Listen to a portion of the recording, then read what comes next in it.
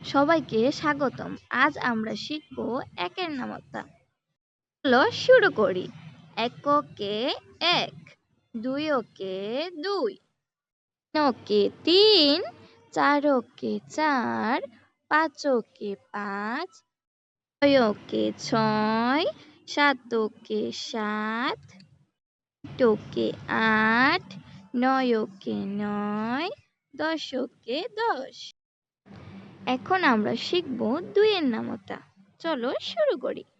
দুইকে দুই, দুই দোকানে চার, দোকানে ছয়, চার দোকানে আট, পাঁচ দোকানে 10, ছয় দোকানে 12, সাত দোকানে 14, আট দোকানে 16, নয় দোকানে 18, 10 দোকানে 20।